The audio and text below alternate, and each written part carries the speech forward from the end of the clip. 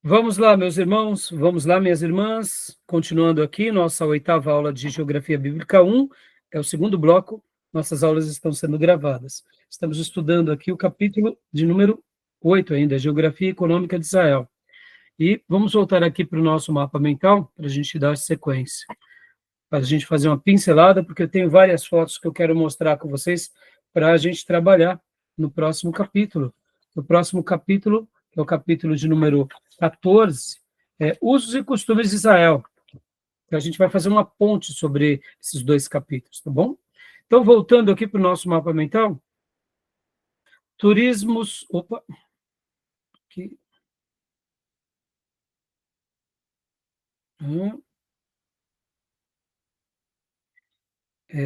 Aqui. Turismos... Aqui. Pesos e medidas, né, na Bíblia.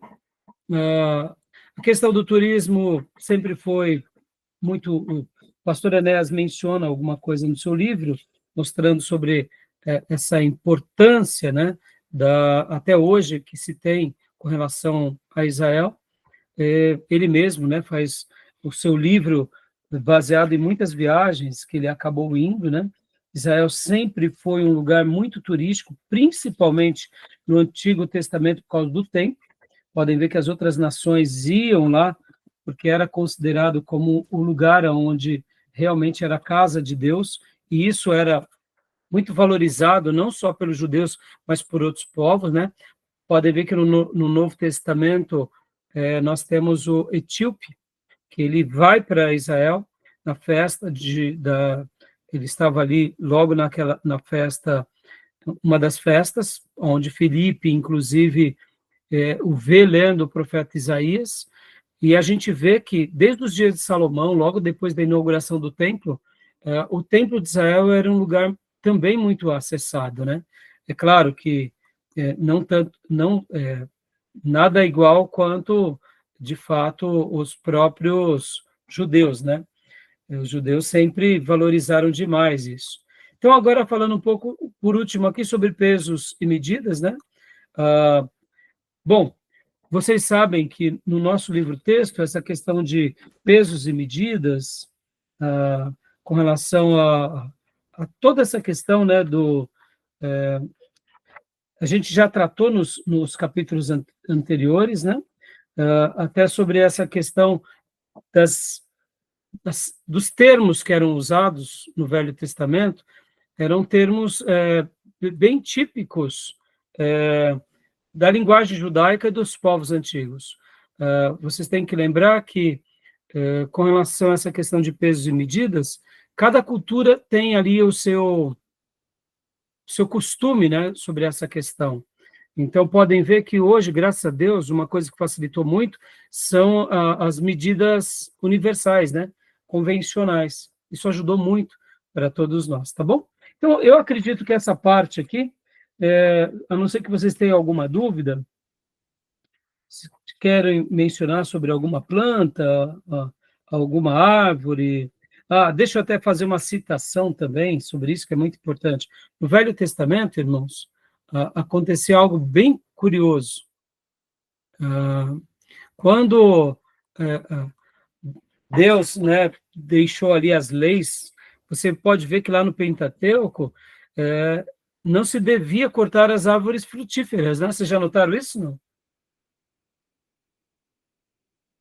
Não. Pois é. Porque literalmente o povo dependia disso. Então, depois dei uma olhada, né? Quando se tivesse, a não ser em casos extremos, né, de segurança. Mas as árvores frutíferas, elas davam uma ideia também para o povo, não só o povo judeu, mas as outras nações, de subsistência. Então, Deus, até mesmo quando ele dá algumas instruções para o povo dele no Velho Testamento, e até algumas instruções bélicas, tem recomendações sobre isso. Olha que interessante, né? Você vê o cuidado de Deus com o meio ambiente, no sentido de preservar, porque isso sempre foi consenso. Se você tem uma árvore e ela produz frutos, mesmo que não seja a estação certa, hoje nós não colhemos daquele fruto, mas na época certa a gente vai ter o fruto. Então, no momento em que havia uma maldade ou um descaso, era como se Deus estivesse dizendo, olha, não faça isso, porque isso é uma maneira de que você deixe as próximas gerações com certas dificuldades, né?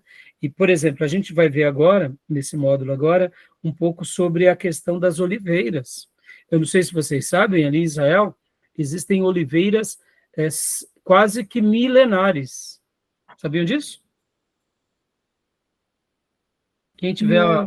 o privilégio de conhecer Israel, vocês vão ver que a gente sabe que existem árvores centenárias, né? Esses tempos atrás eu fui lá na casa dos meus pais e como eles moram no pé da serra, há uma árvore muito grande, até tiramos foto, irmãos, é uma coisa absurda. Precisam de várias pessoas ao redor para poder dar o diâmetro, né, daquela árvore. Então, ela deve ter ali uns 300, 400 anos, essa árvore. Então, assim, é difícil hoje a gente encontrar uma árvore centenária, né? Mas antigamente era mais comum. E algumas árvores frutíferas, como é o caso da oliveira, ela chega a ser muito longeva. As videiras, elas chegam a algumas décadas, mas a tamareira, ela chega também a várias gerações, né? O pé de tâmara, né? Ela é centenária também. Então, assim, você percebe que haviam instruções. Depois de uma pesquisada, isso vai ser muito interessante, tá bom?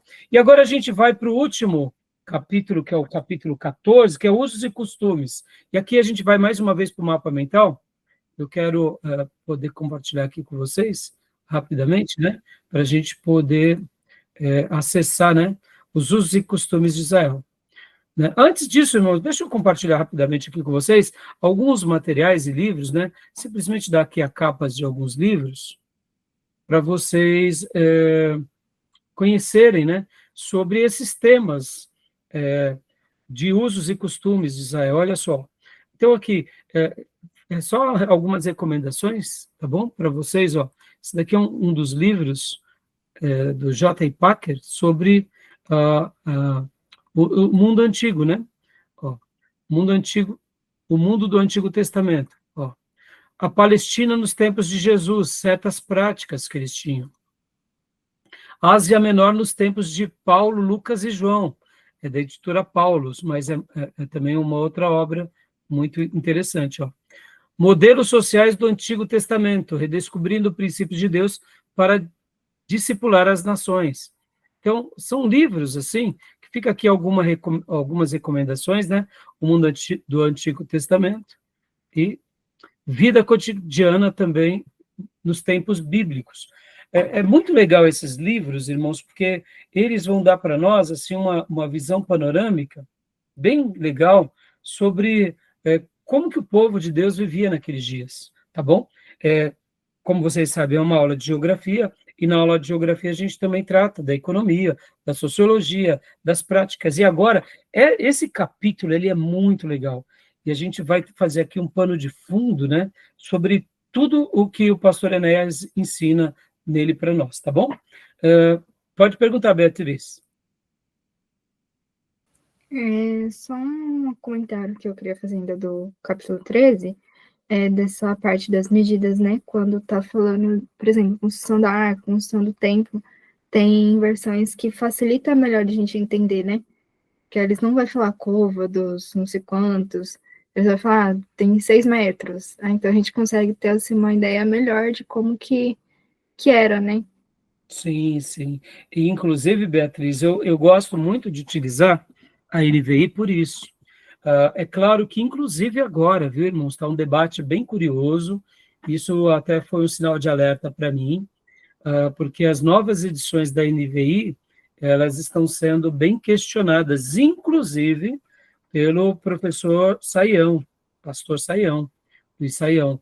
Ele fez parte da comissão, juntamente com o Dr. Russell Shedd, das primeiras versões da NVI para o português aqui no Brasil. Então, ele era um defensor. E agora, nas últimas traduções da NVI, se eu não me engano, a de 2023, eles estão fazendo questionamentos bem contundentes, e isso deu um sinal de alerta, viu, sobre a versão NVI. Mas, voltando à sua fala, Beatriz, eu gosto muito da NVI por isso, né? Porque a NVI, ela traz também essa questão, quando você está lendo ali o tamanho do templo de Salomão, você entende bem a dimensão, né? Você compreende, fica claro, fica lúcido as medidas na linguagem atual. E pode ver que até mesmo quando fala sobre Golias, o tamanho de Golias, o tamanho, o peso da armadura, o peso da lança, o peso do escudo, é muito interessante, né? Até sobre a Arca de Noé também, né? Então, é isso aí. Obrigado, viu, Beatriz? Então, meus irmãos, aqui, olha, sobre o capítulo 13, não é nenhuma dúvida, né? Algum comentário, algum acréscimo? Não? Podemos, então, prosseguir, né? E agora a gente vai para o capítulo 14, né? Então, já eu vou fazer um mix, né? Como eu disse para vocês, tá? Dos capítulos 13 e 14, tá? Porque eu deixei de propósito, porque quando a gente usa, então, aqui, ó, pesos e medidas, né? Onde a Beatriz tinha mencionado há pouco. Uma coisa interessante, irmãos, lembrando que também havia na antiguidade essa coisa, uma coisa era o peso romano, outra coisa era o peso judeu, então havia uma certa semelhança, mas tinha uma certa diferença também, porque você tem que lembrar que cada povo tem uma medição, né? Por exemplo, até hoje, né? Por exemplo, os orientais, eles não são muito altos, né? Principalmente ali dos tigres asiáticos. É comum, você pode ver que o coreano, Coreia do Norte, Coreia do Sul, chinês, japonês, é comum eles serem mais baixos, né? São poucos os japoneses e chineses altos. Então, você vê que a medida por japonês pode ser diferente por isso, na antiguidade, né? Então, assim, então, beleza? Então, vamos agora para o capítulo 14, usos e costumes? Vamos lá? A vida, leia para nós, querido Diego, no nosso livro-texto aqui, do pastor Ernesto Nini, por gentileza, usos e costumes de Israel. Em seu livro clássico O Mundo do Antigo Testamento, o estudioso Eric Williams Reaton, 1920 a 1996, estudou a vida em Israel na velha dispensação sobre os seguintes tópicos. 2 pontos, dá uma pausa. Os livros que eu mencionei há pouco, irmão, são apenas alguns. E com certeza muitos desses livros pegam emprestado obras como o nosso querido pastor Enéas está dando aqui, tá?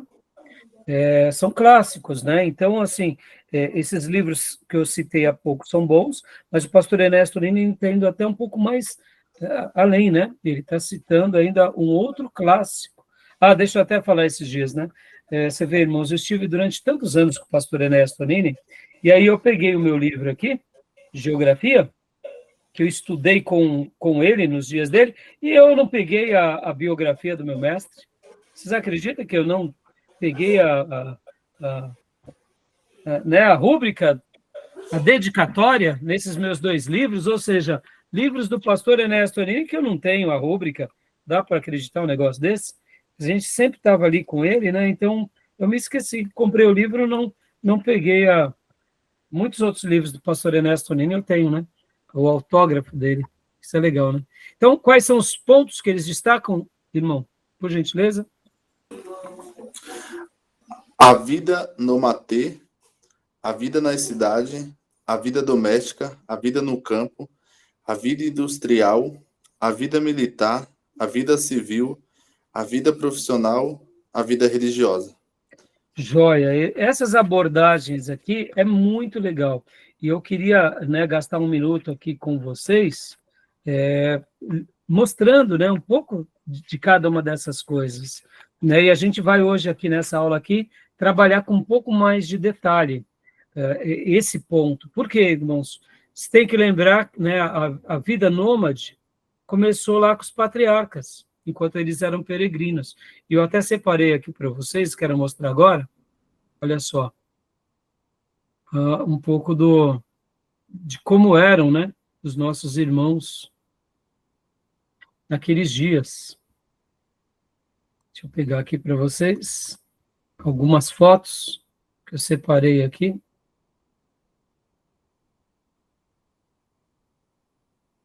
Sobre as tendas que eles usavam naqueles dias. E não pensem em vocês, viu? Que o fato deles usarem tendas fazia deles um povo simplesmente paupérrimo, né? Porque muita gente pensa, morava em tenda, não tinha literalmente mais nada, né? Não, o fato de morar em tenda, sim, era uma dificuldade, claro, mas vocês têm que lembrar que a tenda para o povo antigo era algo comum.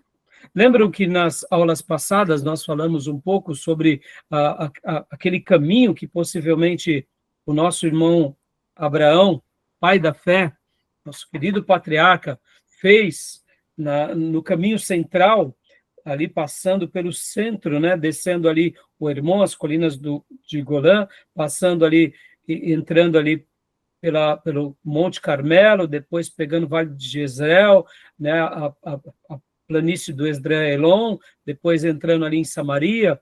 Então, eles habitavam em tendas. Essa era uma tenda, né, bem típica de quem? Dos povos nômades. E, como eu disse, quando nós olhamos Abraão, nos dias dele, percebam que há uma separação entre ele e o seu sobrinho Ló, porque eles têm muito gados. Ou seja, eles eram prósperos. E aí vocês vão lembrar de um detalhe, né?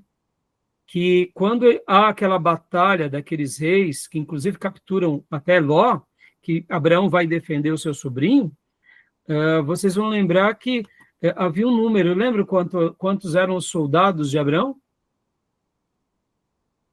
Tem uma igreja que até faz lá a corrente dos 300 e... Vocês lembram ou não? 314? 318, se não me falha a memória, né, Tomé? Não lembro direito. Não lembro direito. Os soldados de Abraão, né? Eu acho que, se não me engano, agora eram 318 ou 314. 318, exatamente, Gênesis 14. 318, né? 300 homens de guerra que foram à batalha e ali venceram os 5 reis, se não me falha a memória. E ali libertam Ló, mesmo depois que Ló já tinha seguido o seu caminho, e ali Abraão não pega nada de ninguém, e depois ele oferece o dízimo a quem, meus irmãos? A Melquisedeque, rei de Salém. Salém, possivelmente, era o lugar onde ficava Jerusalém, segundo alguns estudiosos. Agora, voltando um pouco aqui à economia, meus irmãos. Vamos lá, a gente não comentou algo, né? Vocês vão lembrar de um episódio bem curioso. Por que Deus prosperou tanto o seu povo, meus irmãos? Isso é interessante, viu? Por que Deus nos prospera tanto, irmãos? Deus nos prospera tanto para que a gente continue propagando o reino dele na terra. E uma das coisas que a economia e a prosperidade do povo judeu sempre foi uma coisa muito contundente enquanto eles eram fiéis, porque o povo de Deus ia à casa de Deus e dava o quê? Os seus dízimos, lembram? E eles davam os seus dízimos em quê? Em espécie. Então lembram disso, irmãos? Até fazendo um pano de fundo rapidamente, né? Abraão dá o dízimo a Melquisedeque. Abraão é antes da lei ou depois da lei? Antes da lei. O dízimo está antes da lei, o dízimo vai estar na lei, e o dízimo está também na graça. Guardem isso, meus irmãos. Deus nos prospera para que, por meio da nossa prosperidade, nós sejamos fiéis à casa de Deus, e quando cuidamos da casa de Deus, nós não estamos cuidando de paredes apenas, nós estamos cuidando dos ministros. Porque ministros bem amparados e cuidados, eles cuidam do rebanho. Ou seja, a fidelidade do povo, ela gera com que haja mais fidelidade dos líderes. E quanto mais líderes fiéis, mais gera a fidelidade do povo. E quando isso se retroalimentam, a expansão do reino vai sendo expandida. Podem ver que um período de crise que Israel passa é logo depois que eles vão e conquistam Canaã, que eles vivem o período dos juízes, e ali podem ver que até os levitas se desfiguraram seus papéis. Curioso, não? Por quê? Porque ali o povo começou a cuidar das suas próprias coisas, os levitas também cuidando das suas próprias coisas, e quando eu cuido apenas do que é do meu interesse, eu já não cuido mais do que é do interesse de Deus. E quando eu desprezo os meus líderes, naturalmente, esses líderes agora também desprezados, começam a fazer outras coisas. E percebam, assim como há uma retroalimentação positiva, há uma retroalimentação negativa. Agora, vamos lá, estou falando para seminaristas. Guardem essa frase, e aqui é uma palavra de ordem. Tudo começa por nós, líderes e obreiros. Não é porque estamos diante de um povo infiel que a gente vai deixar de ser fiel. Não é porque a gente está diante de um povo relapso que a gente, como ministros e líderes, sejamos relapsos. Então, guardem isso, meus irmãos. Tudo começa com os líderes. E aqui fica uma lição de casa muito importante. Podem ver que nos dias de Eli, né, o sumo sacerdote, ali em Siló, ele não cuidava bem da sua casa, Deus levanta quem? Samuel, um novo líder. E Deus reescreve uma linda história com esse menino, né, com Samuel. Percebam que Deus destitui um sacerdote da linhagem de Arão. E Deus levanta agora um menino e fala com ele face a face. Então, guardem isso no coração, meus irmãos, porque a gente vê que Samuel, ele mesmo sendo esse líder em que nenhuma palavra dele caía por terra, a gente vê que os filhos de Samuel não eram tão piedosos quanto Samuel. Interessante, não? E aí também o povo, por essa razão, quis um rei. E Samuel, revoltado, consulta a Deus e Deus diz, não deixem, porque eles não estão te abandonando, Samuel, estão me abandonando a mim. E ali começa, então, a história da monarquia.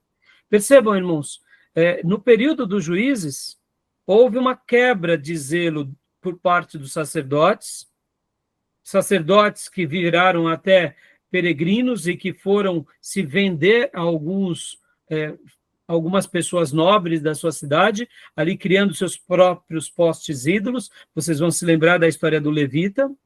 E a gente vê que o povo estava perdido. Mas guardem isso, irmãos, o fato de estar em tenda aqui, eles não eram pobres, né? Começando de Abraão. Abraão era próspero, Isaac foi próspero e Jacó foi próspero. E eles viviam em tendas, eles eram peregrinos. A casa de Deus também era uma casa de Deus em tenda. Então, ter tenda não significa ser pobre ou miserável, mas significava uma linguagem que Deus estava ensinando quem? Os patriarcas e agora essa nova geração que desce para o Egito. Porque eles vão habitar na terra de Gozém e lá no Egito eles vão ser protegidos por Deus até o retorno a Canaã. E voltando ao que eu dizia há pouco sobre o capítulo 13, sobre os dízimos. Irmãos, guardem isso. A nossa prosperidade não é para que a gente crie castelos nas nuvens. A nossa prosperidade é para que a gente continue investindo no reino e continue cuidando da igreja e dos ministros para que o evangelho continue sendo, né, proclamado, obreiros continuem sendo edificados. E por isso que Paulo vai falar, né, que o obreiro ele é digno do seu salário. E aquele que cuida do rebanho e ensina merece até honorários dobrados. Por quê? Porque Paulo sabia quanto era nobre, né, essa função do pastor que cuida e que ensina. Então, guardem isso, meus irmãos. Quando a gente pega, muitas vezes, as pessoas dizendo que o dinheiro do dízimo é para comprar a cesta básica, não, meus irmãos, o contexto é outro. O contexto o dízimo era para ser entregue ao templo, porque quem vivia do templo eram os levitas. Ou seja, era uma maneira de cuidar dos levitas.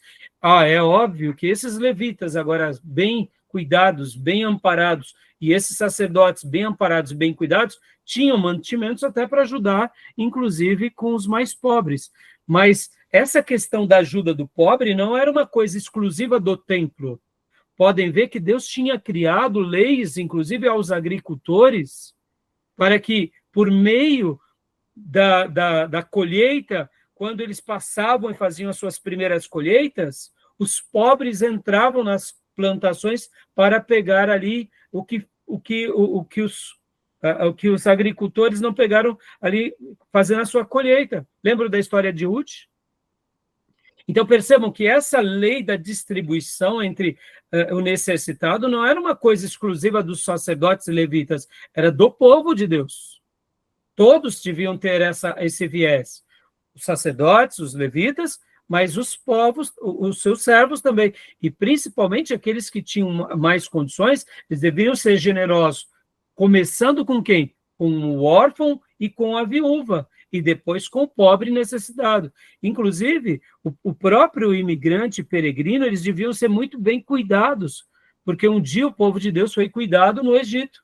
Lembra daquele episódio de Ló, quando ele recebe aqueles 2 anjos, em que ali há o desejo, né, dos habitantes de Sodoma e Gomorra de pegarem aqueles 2 visitantes, porque haviam leis antigas que quando alguém recebia e protegia alguém na sua casa, você devia dar abrigo e proteção. Ali, quando Ló fala, peguem as minhas filhas, a impressão que dá é que Ló está tratando seus filhos com descaso, mas não era isso. É que havia esse termo entre o povo antigo, aonde, quando você não dava uma hospedagem, isso era a lei da hospedagem, e você não protegia os seus hóspedes, você tratava eles com desdém, entregava eles para os criminosos, você depois seria proibido de negociar com qualquer pessoa. Então, quando eu não dava uma hospedagem devida a um peregrino e o abandonava, aquela sociedade literalmente me tratava como um homem sem honra. E eu não conseguia mais negociar. Se eu era próspero, então eu vinha à falência. Então, por isso que Ló tem aquela atitude, né? Porque ele sabia que a vida dele e a própria família dele dependiam disso. Então, cuidar dos hóspedes era a maneira de dizer o seguinte: eu vou lutar por esses hóspedes, porque isso fazia parte da cultura antiga, né?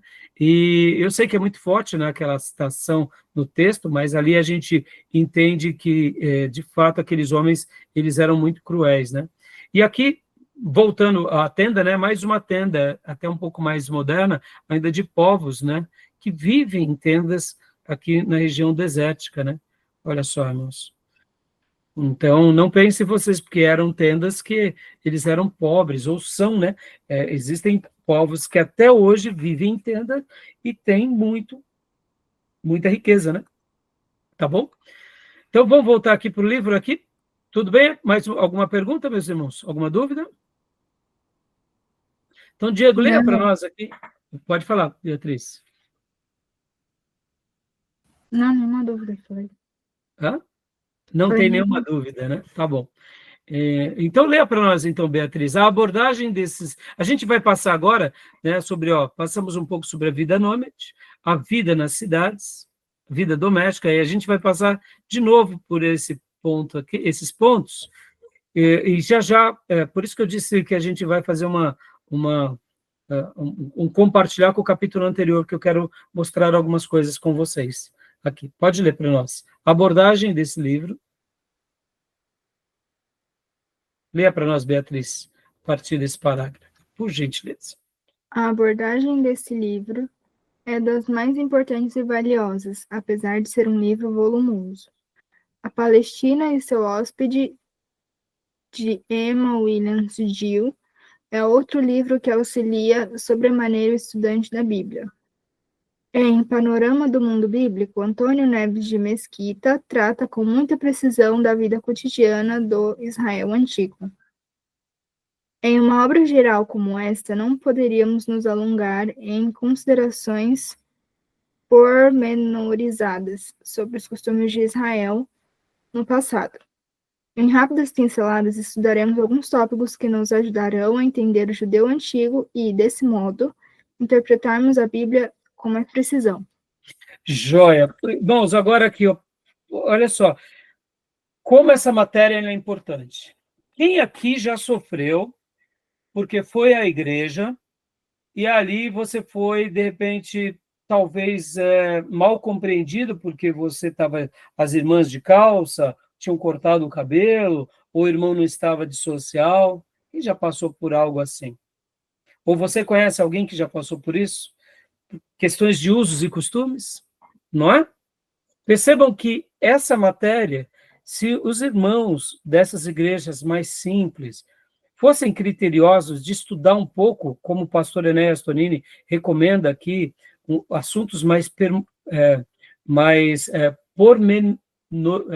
pormenorizados, ou seja, trabalhar ali nos detalhes, mas nem bastaria se os irmãos fossem um pouco mais criteriosos, de saber, por exemplo, de se fazer uma pergunta. Então, quer dizer que o irmão ele tem que usar paletó, porque o paletó é uma roupa para cultuar a Deus. E a irmã tem que estar de saia ou vestido para adorar a Deus. Mas qual eram as roupas bíblicas? Se a pessoa parasse para pensar sobre isso, toda a tensão já teria sido resolvida. E aqui fica uma lição para nós, porque as roupas bíblicas é uma questão de usos e costumes, como a gente vai aprender agora. Podem ver que Jesus não usava terno nem gravata, muito menos sapato. E as mulheres bíblicas não usavam as roupas que muitas irmãs hoje usam, né? Só para vocês terem uma noção, irmãos, no Velho Testamento, o hábito de se misturar tecidos era tido como um pecado. Você não devia misturar os tecidos.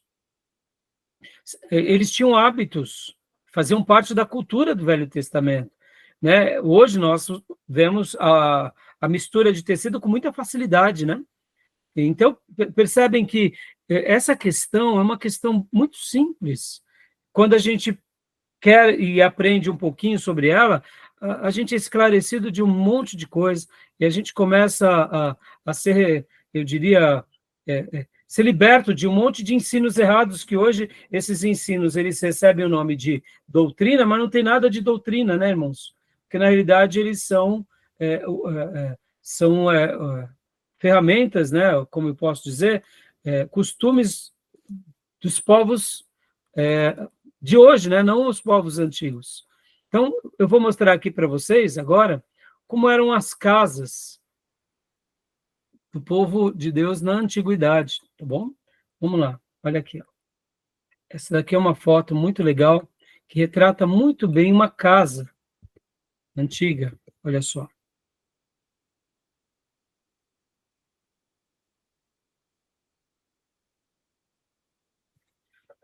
A casa geralmente era assim, né? Lembrando que durante muitos anos o povo de Deus habitou em tendas. Depois, quando eles conquistam Canaã, que aí sim, eles começam, depois da divisão das 12 tribos, eles começam ali a ter as suas moradias. Muitos continuaram com tendas, mas mesmo assim, olha só, então aqui é um exemplo de uma casa. Geralmente havia aqui uma escada lateral, né? Havia aqui algum tipo de forno, alguma área para se fazer algo, a porta, os animais sempre próximos, algumas árvores frutíferas.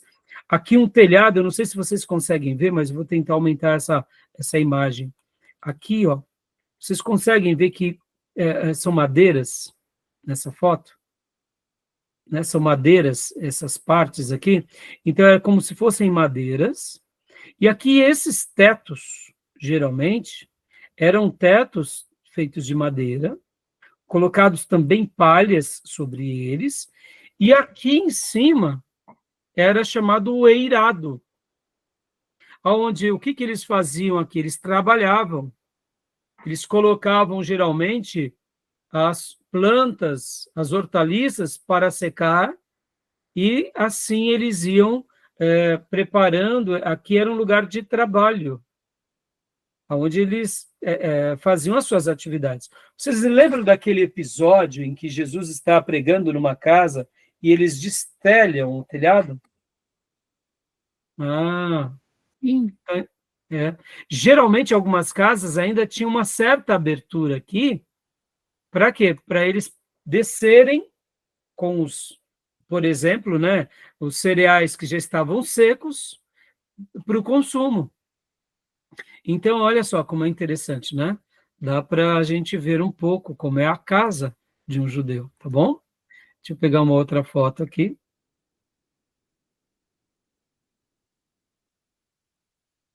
Aqui seria uma divisão interna de como que seria essa casa. Ó. Olha que legal. Vocês vão lembrar uma coisa, irmãos. Em alguns lugares, Israel quase não chove, não é isso? Em outros lugares, chove mais, né? Então, e tem alguns lugares que é mais frio, principalmente a norte. Então, alguns animais, olha só como que era aqui, olhar dessa casa. Alguns animais, muitas vezes, eram colocados até dentro de casa. E talvez você fale assim, pastor, mas, pelo amor de Deus, por quê? Porque o lugar era muito frio, dependendo da região. Então, os animais, além de serem protegidos, com a temperatura corporal deles também, eles esquentavam o ambiente. Então, olha só que interessante, né? As paredes eram de tijolos de barro cobertos com barro e palha. Aqui é uma vista, né? Havia um pátio, havia uma despensa, né? Uma certa cozinha. Dá para ver aqui, ó, aqui são galinhas. Literalmente, né? Uma casa... eu sei que é estranho para muitos de nós, mas era assim. Aqui, ó, o andar superior, espaço de convivência, geralmente era aqui onde ficava a família, né? Nesse espaço mais superior. Algumas vezes se trabalhavam aqui de baixo, dependendo da família, não tinha essa parte superior em 2 pavimentos, né? Aqui, ó, o telhado coberto de palha, e também, ó, lembra, ó, mais uma escada aqui, e ripas de madeira no telhado. Então, geralmente, aqui essa parte era o eirado. Tá bom? Legal, né? Aqui é uma foto, mais ou menos, de uma outra reconstrução, né? Um pouco mais, eu diria, até moderna, né? Essa foto, pode ver aqui, mostrando a escada, mostrando as dificuldades. Algumas casas, irmãos, eles tinham literalmente as suas reservas. Lembra de Canaã da Galileia, que tinham talhas, que eram para as purificações, né? Ali no caso daquela casa, você já vê que eles já eram um pouco mais prósperos, né? Eles tinham talhas que eram usadas para as lavagens cerimoniais, né? Tá bom? Tudo bem até aí? Então, aqui é o interior de uma das casas, ó. Uma foto um pouco mais simples e rústica. Podem ver que nos filmes bíblicos lembra bastante isso, né? Tá bom, meus irmãos? Tudo bem até aí? Alguma pergunta, alguma dúvida? Né? Tranquilo. Então vamos lá agora, né? E agora, irmãos, com relação a essa questão da casa, né? Eles eram, pode ver o pastor Enéas Tonini aqui no seu livro, ele vai mostrar um pouco até como geralmente essa casa era construída, né? Olha só. A questão dos móveis, não tem aí no livro de vocês o desenho. No meu livro antigo, ele tem aqui, por exemplo, ele só... opa, deixa eu só pôr aqui. Ele não coloca aí, mas aqui, ó. Geralmente, na casa judaica, no meu livro antigo tem isso, né? O que acontece? Eles tinham um hábito, né? Vou até ler aqui para vocês. Onde está? Deixa eu fazer a correspondência aqui com o livro de vocês. Onde está?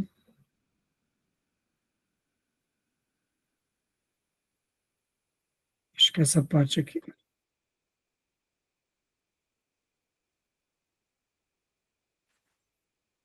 Aqui. Vou ler no meu livro antigo. Ó, lançando o fundamento, erguia-se as paredes, geralmente com pedra em formato de tijolo. No Egito, esse tijolo era de argila, com palha. Em Israel, como a argila é escassa e a pedra abundante, a pedra era o forte na edificação. Aí vem essa citação inclusive, que está... Onde está a citação? É que nessa nova edição aqui, eles não colocaram essa citação. Então, vou ler aqui para vocês. Aqui. Referindo-se ao tamanho da casa, Ayrton diz: as grandes famílias, em muitos casos, viviam, trabalhavam, comiam e dormiam em um único quarto, o qual também era habitado durante uma boa parte do ano, por uma ou duas ovelhas. As casas pobres, as mais numerosas, eram agrupadas e germinadas, às vezes, como a de Raabe, né, como está lá em Josué 2,15. Eram em cima de uma muralha, e ainda hoje é assim em Jerusalém murada. Então ele está mostrando aqui, o pastor Enéas, que essas casas, elas, na antiguidade, inclusive, deixa eu mostrar aqui para vocês uma coisa aqui, irmãos. Imaginem essa foto aqui, ó, deixa eu falar isso para vocês.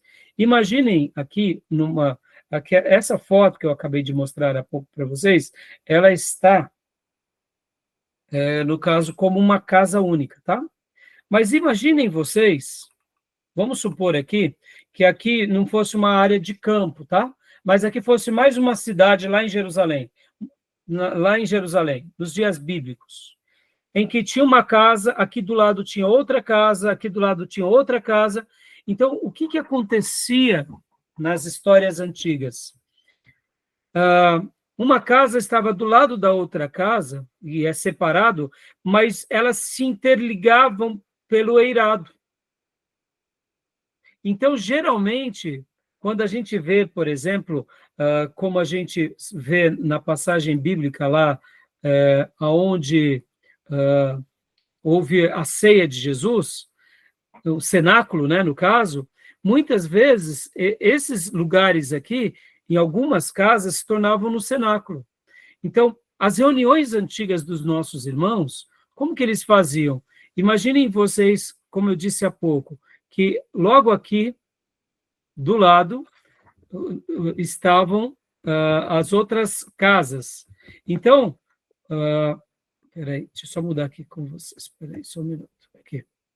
Então, imaginem que aqui do lado tem uma outra casa semelhante a essa, outra casa aqui semelhante a essa. Então, haviam passagens. E eram nessa superfície que se também faziam os cultos. Então, é interessante, né? Possivelmente, o cenáculo, quando veio o Espírito Santo, podem ver que eles estavam orando e eram 120 pessoas. Depois de todo o cristianismo tendo se expandido, o cristianismo tendo se tornado a religião oficial do Império Romano, eles constroem, no possível lugar onde veio o Espírito Santo, eles constroem uma igreja.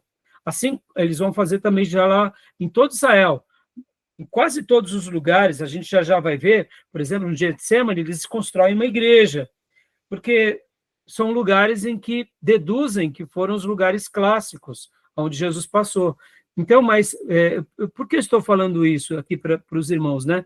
Nesse eirado, onde era um lugar de se trabalhar, mas geralmente, quando haviam várias casas unidas, eles também se reuniam para adorar a Deus. Tá bom, meus irmãos? Tudo bem? Né? E como foi lido aqui no livro do pastor Enéas Tonini, aqui, geralmente, as famílias mais pobres, elas tinham mais dificuldade, né? Então, eles acabavam, várias famílias, dormindo, né? Muitas vezes no mesmo espaço. Ou seja, uma coisa bem difícil, né?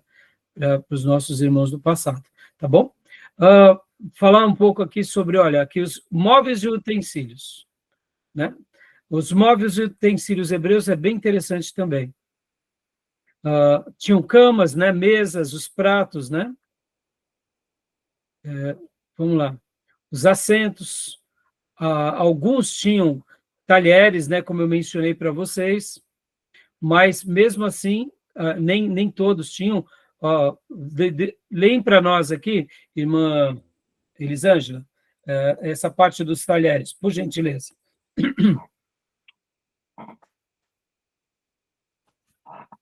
Os talheres.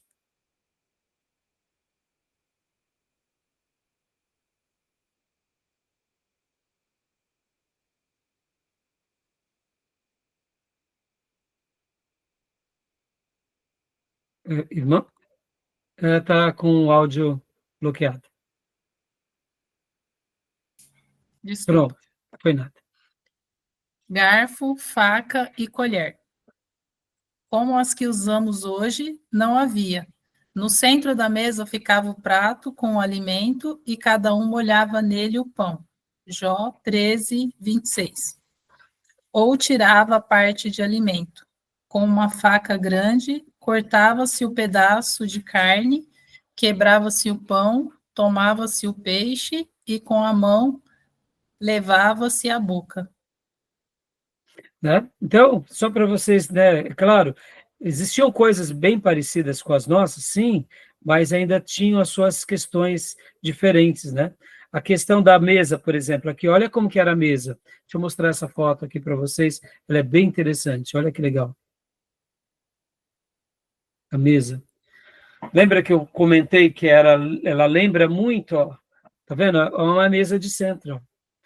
E aqui, possivelmente, meus irmãos, a Páscoa que Jesus fez deve ter sido numa casa grande, aonde aquela parte superior era bem espaçosa, bem arrumada, diferente daquela ilha mais simples que eu mostrei. E aí Jesus fez a ceia com os seus apóstolos na casa de algum discípulo dele, que era bem próspero. E, ó, podem ver que a mesa da ceia aqui, ela tem um formato de U. E podem ver que eles sentam geralmente com os pés para trás e mais inclinados na frente, ó, podem ver. Né? É como se eles ficassem deitados, né? Possivelmente foi essa a ceia de Jesus. E essa é a mesa de Jesus. Aquela mesa clássica, pintada, os quadros famosos, aquilo é medieval, né? A mesa da ceia. Aquela mesa, ela é medieval. Ela é uma pintura clássica, né? Ela é uma pintura, como se eu posso dizer, ela é europeia, né, irmãos? Tá bom? Legal essa mesa, não? Sim. O que vocês acharam? O que vocês acharam da disposição?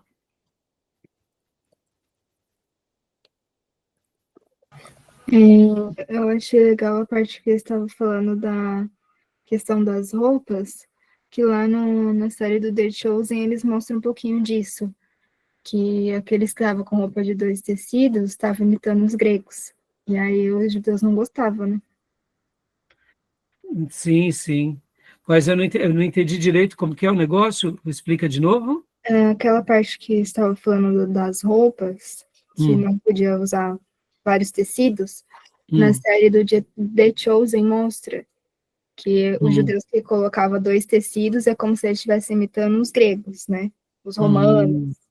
E aí os judeus não gostavam. Eles mencionam isso na série? Menciono. Tá, legal. Eu não cheguei a ver. Então, confesso que eu não cheguei a ver. Mas então, na realidade, os judeus, eles não usavam os 2 tecidos, porque isso para eles é como se fosse literalmente um pecado mesmo, né? Como se fosse um pecado. Então, eles não usavam. Pastor, vou dar outro exemplo para vocês, irmãos. Quando a Bíblia fala que você não deverás cozinhar o carneiro no leite da sua mãe. Em outras palavras, era mais ou menos o seguinte: você não pode fazer, o pastor até Ribeiro, em certa ocasião, disse isso. A gente gosta de estrogonofe ou não? Mas na ideia, né, da lei, não era para se fazer estrogonofe. Você não deve cozinhar carne com o leite da mãe. Eram costumes antigos, né? Então, você vê, a questão das roupas, né? Para o Velho Testamento, não se mistura as roupas. Para vocês verem como o Velho Testamento, ele tinha um propósito, Deus estava ensinando o seu povo com as leis, mas Jesus é o cumprimento da lei, né? Então, a questão agora, só entrei nesse assunto que a irmã lembrou. Agora, deixa eu só mostrar essa outra foto aqui para vocês, ó. Aqui, ó, o quadro, né? Esse quadro aqui da última ceia, né? Famosíssimo. Podem ver que a mesa aqui é suspensa E é claro, isso é uma pintura, mas em outras pinturas, Jesus está segurando até uma broa, né? Uma broa, um pão italiano bem bonito. Então, podem ver que aqui Jesus, os apóstolos são todos branquinhos, né? A mesa é alta, essa mesa alta é mais europeia, não é a mesa judaica, e o pão da ceia é um pão asmo, não é uma broa. Então, você vê como... Aqui é um clássico, tudo bem, é uma figura, mas não representa muito bem a real mesa, né? Outra cena aqui, essa foto também mostra como que era a mesa e a disposição da mesa. Aqui já é não sei se era uma mesa em U, mas eles ficavam ao redor da mesa, né? Essa outra foto também, mais uma vez, lembrando aquela passagem, quando Jesus foi lavado, foi recebido na casa de Simão, né? E até que é questionado, em que uma mulher lava os seus pés e o unge. Essa cena é muito linda. Então, aqui representa muito bem como eram a mesa, né? Opa, que a gente já chega lá. Tá bom, meus irmãos? Legal? Né? Deixa eu ver aqui onde estamos. Fechou aqui. Então, beleza? Bom, que mais sobre a casa? A questão do vestuário, né, irmãos? Só fazer uma menção rápida aqui sobre o vestuário. O que mudava no vestuário masculino e no vestuário feminino dos judeus? O que vocês acham que mudava?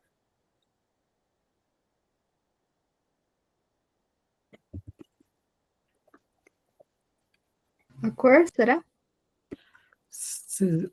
E os demais irmãos? O cinto, né, que amarrava as vestes, um cordão. Só isso? Só o cinto e a cor? Também. Não pode falar. E o véu também, né? A quantidade de tecidos? Então, na realidade, assim, eu vou tentar ser bem básico e vou tentar, assim, ser bem resumido, né, na questão da roupa. De uma forma geral, para as pessoas comuns na antiguidade, o que mudava era muito pouco mesmo, era literalmente a cor. Era a cor. Agora, vamos lá, mais uma pergunta. Já que era a cor, de uma forma, o povo comum era a mesma roupa, a mesma peça, mas tinha distinção da cor. Cores claras para um gênero e cores escuras para outro gênero. Quem usava cores claras? O que vocês acham?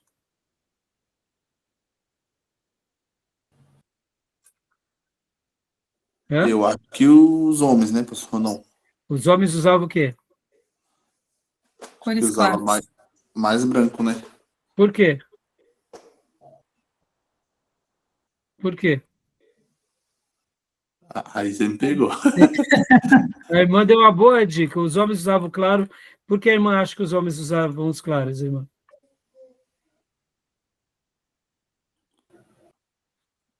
Eu não sei, pastor, também. Foi chute, então? Foi, chutou bem, hein? Chutou bem. Na realidade, irmãos, o que acontece? Nas vestimentas, acontecia algo bem curioso, né?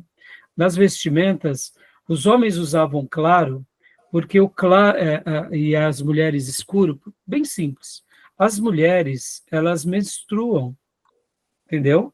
Então, o que acontecia? É muito simples. Era costume para preservar as mulheres, então, elas usarem roupas escuras, porque hoje nós temos o que, né, os absorventes. Mas e na antiguidade? O que as mulheres faziam?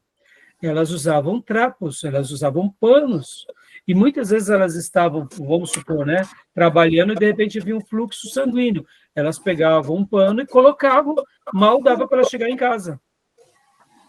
E as roupas escuras não deixavam elas tão constrangidas. Imagina, né? A irmã Sara vai lá para a feira e, de repente, lá no meio da feira vem o fluxo sanguíneo dela.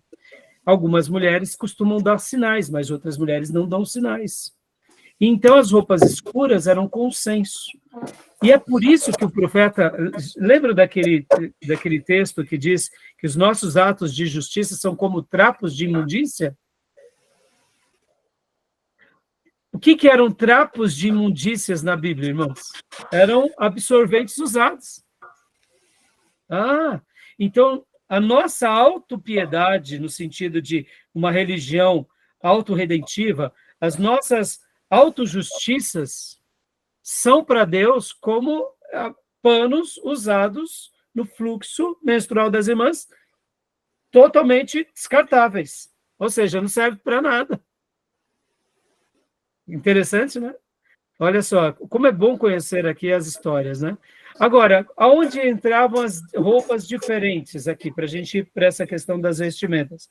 As únicas coisas que aconteciam de diferente era os sacerdotes tinham roupas diferentes para mostrar que realmente eles eram sacerdotes ou levitas, que eles estavam ali a serviço de Deus. E o que mais? Havia também a questão das roupas dos príncipes, daqueles que eram roupas de autoridade, ou os nobres, né? Geralmente um nobre era um príncipe, ou geralmente estava entre eles. Então eles tinham roupas talares, né? Ou seja, coloridas. Lembram que José recebeu de Jacó uma roupa bonita?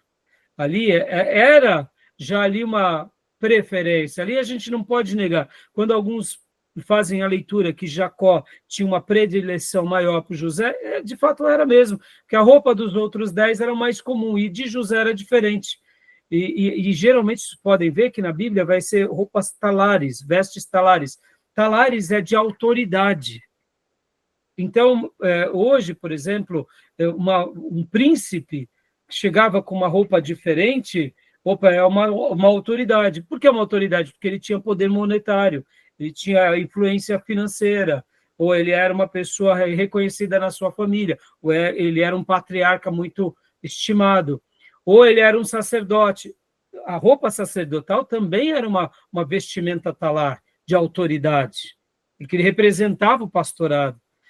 E o profeta, irmãos? Aí o profeta era peles de animais, mostrando também que ele foi separado para uma missão especial. Então, percebam que as roupas identificavam. Agora aqui, fazendo uma meia-culpa, hein? Essa preservação da igreja ao longo dos 2000 anos, de separar a roupa dos líderes para a roupa do povo, não está de tudo errado. Estão entendendo, irmãos? Porque na Bíblia havia isso. Só que no Novo Testamento já não tem essa ênfase desmedida. Por exemplo, o judeu que mais teve autoridade no céu e na terra é Jesus, e ele não faz uma defesa pela roupa. Ele faz uma defesa pelas novas vestes espirituais, né? Pode ver, Jesus, ele não vivia com os aparatos de sacerdotes, nem de levitas, e também nem de profeta. Então, por isso que a gente também tem que tomar um certo cuidado, mas ele era conhecido. Mas ele não faz uma defesa das roupas. Mas é interessante saber que havia, sim, esse costume entre os judeus, né, tanto sacerdotes, levitas, quanto os profetas. Tá bom, meus irmãos? Então, olha só que interessante, né? Então, bem curioso esse aspecto, né? Tá bom? Então, você vê que essa questão da roupa não é uma diferença, irmãos, entre roupa de homem e roupa de mulher, tá? Agora, vamos lá, para eu fechar. Então, quer dizer que é por isso que as irmãs vão usar roupas indecentes? Jamais. É por isso que a gente vai ser libertino? Jamais. Todas as coisas me são lícitas, mas nem todas me convêm. Homens e mulheres têm que ter um pudor na sua vestimenta e devem se vestir para realmente deixar muito respeito naquilo que fazem. Tá bom, meus irmãos? E uma coisa importante também, quem havia entre os judeus, né, das suas vestimentas, vocês vão lembrar que havia como se fosse, esqueci o nome agora, deu um branco, dentro das roupas, era como se fosse, não digo um véu, mas um manto que eles colocavam, porque tinham essa diferenciação entre aquele que era escravo e aquele que não era.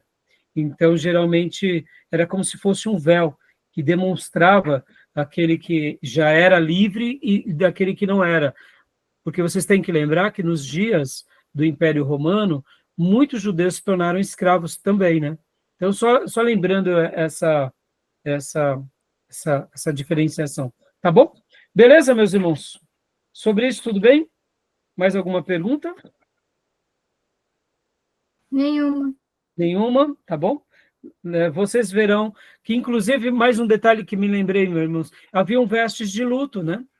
Pano de saco, tá? Haviam esse significado também. Isso é muito importante. Na hora do luto, do quebrantamento, eles colocavam panos literalmente feitos de estopa, pegavam os pó e cinzas e jogavam sobre a cabeça, demonstrando humilhação. E a questão do véu, meus irmãos, para a gente encerrar aqui. E essa questão do véu na cabeça das pessoas, o que vocês acham? Era uma coisa... isso é um mandamento do Novo Testamento? Não. E por que, então, havia o véu? Bom, segundo, né, que eu percebi assistindo a série, né, que eles mostram bastante, geralmente as mulheres judias não mostravam o cabelo, e as outras mulheres que não eram judias mostravam. Então, mas ali, quando Paulo fala em Coríntios, né, podem ver que há uma instrução de Paulo na igreja de Coríntios para que coloquem o véu, né, Beatriz? Sim. Uhum. Então, vamos fazer o seguinte, para não ficar uma aula muito grande, eu vou dar a resposta e a gente vai para o próximo tópico. Uns dizem que era por causa das prostitutas. Isso, exatamente. Outros dizem que era por causa dos anjos. Joia, obrigado, viu, Tomé? A gente vai, então, a gente já chega nesse ponto já, tá bom? Beleza? Tá bom? Vamos parar para a aula não ficar muito longa, aí eu explico melhor para vocês, tá bom? Tranquilo? Podemos parar? Sim. Pode. Então, vou parar para a gente ir para o último bloco.